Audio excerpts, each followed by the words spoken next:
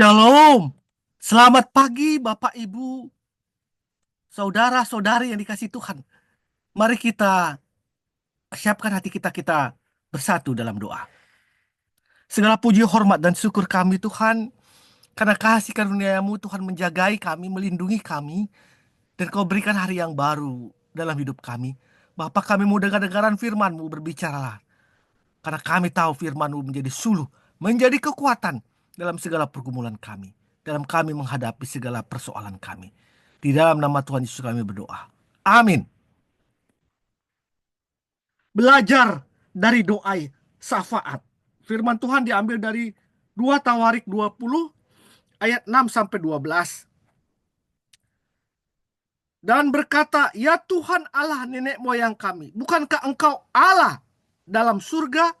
Bukankah Engkau yang memerintah atas segenap kerajaan bangsa-bangsa?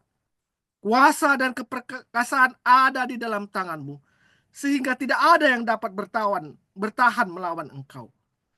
Bukankah Engkau Allah kami yang menghalau penduduk tanah ini dari hadapan umat-Mu Israel dan memberikannya kepada keturunan Abraham dan sahabat-Mu untuk selama-lamanya? Lalu mereka mendiami tanah itu dan mendirikan bagimu tempat kudus untuk namamu di sana," kata mereka.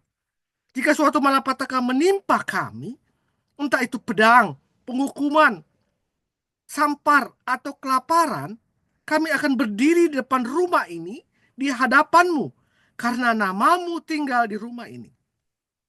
Kami akan berseru kepadamu di dalam kesesakan kami, dan engkau akan mendengar dan menyelamatkan kami.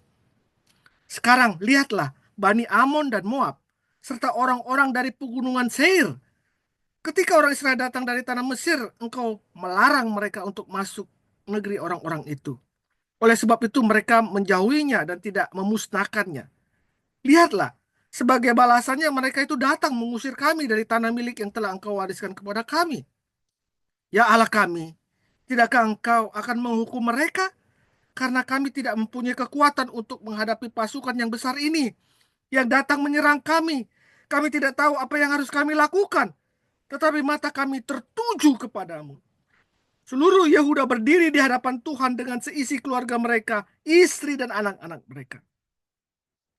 Lalu Hazaziel bin Zakaria bin Benaya bin Ye bin Matania, seorang Lewi dari Bani Asaf, dikuasai roh Tuhan di tengah-tengah jemaah.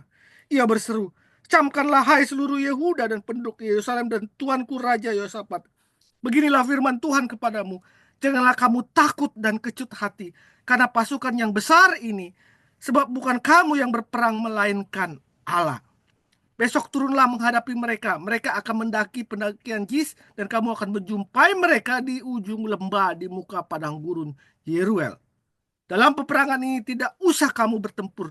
Berdirilah tetap di tempatmu dan lihatlah kemenangan dari Tuhan bagimu, hai Yehuda dan Yerusalem.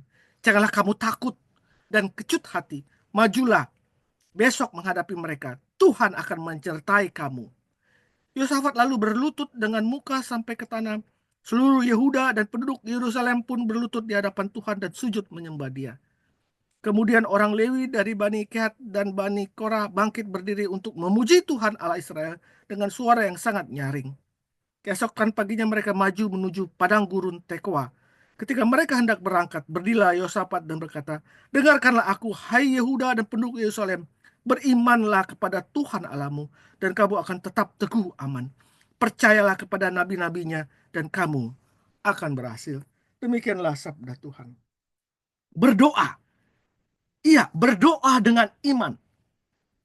Kita selalu mendengar tentang hal ini. Bahkan mungkin kita sering memakai kalimat ini ketika kita mendorong kepada sesama kita yang sedang dalam pergumulan. Berdoa dengan iman ya. Sebenarnya apa yang dimaksud dengan berdoa dengan iman? Doa yang dinaikkan Yosafat ketika menghadapi musuh merupakan contoh doa yang diucapkan dengan iman. Doa dengan iman adalah doa yang benar-benar berfokus pada Tuhan, pada kuasa dan kasih-Nya, dan bukan pada besarnya masalah yang kita hadapi. Doa yang disertai dengan tangisan tidak menjadi patokan bahwa doa yang dinaikkan tersebut merupakan doa yang dinaikkan dengan iman. Tidak jarang terjadi di mana kita menangis hanya karena merasakan beratnya masalah. Tidak jarang kita menangis karena merasakan sakitnya penghinaan atau perlakuan orang dan rasa mengasihani diri sendiri. Perhatikanlah apa yang dikatakan doa Yosafat. Doa Sapaat adalah doa yang benar-benar berfokus pada Tuhan, berfokus pada kuasa, dan berfokus pada kasih-Nya.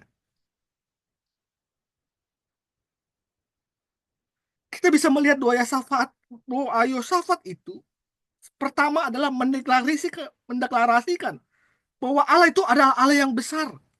Di depan rakyatnya, Yosafat memproklamirkan bahwa kuasa Allah besar. Kuasa Allah itu tidak tertandingi. Doa yang berfokus pada kenyataan yang diyakini bahwa Allah itu maha ajaib, maha kuasa. Kiranya kita pun boleh berfokus pada perhatian bahwa doa kita yakini bahwa kita berdoa kepada Allah yang berkuasa, Allah yang besar, jauh melebihi dari masalah kita. Kedua, Yosafat menyatakan bahwa doanya itu mengingat tentang bagaimana kuasa Allah yang besar itu telah menolong mereka pada zaman dahulu. Ketika Allah berdiri depan umatnya, menjagai dia, pengalaman itu, kasih itu, yang pernah kita rasakan akan membuat kita selalu berharap pada kasih Allah yang akan datang. Jadi kedua, mengingat kembali bahwa Allah telah menolong kita. Yang ketiga, barulah kita meyakini, setelah kita meyakini kuasa Allah, ketika kita mengingat bahwa penyertaan Allah, barulah kita mengutarakan masalah kita. Karena kita sudah tidak lagi berfokus pada hal-hal masalah ini. Dan terakhir, Yosafat menyatakan ketergantungan pada Allah. Yosafat tidak tahu apa yang harus dilakukan, tetapi matanya tertuju kepada Tuhan. Ia hanya mengharapkan Allah. Sekalipun ia tidak tahu harus bagaimana, tapi ia dikuasai oleh rasa kehendak ketidakberdayaan. Itu membuat dia percaya dan berharap pada kemampuan Allah. Demikianlah firman Tuhan. Kiranya kita belajar dari doa Yosafat ini. Mari kita berdoa. Tuhan, ajarku berharap pada kuasa-Mu yang besar, sehingga aku tidak dikuasai atau dikalahkan oleh musuh yang ada di depanku. Dalam nama Tuhan Yesus aku berdoa. Amin. Perhatian yang tertuju kepada Allah akan memampukan kita meraih kemenangan atas setiap permasalahan hidup kita. Selamat pagi, selamat berkarya. Tuhan Yesus memberkati. Amin. Amin. Amin.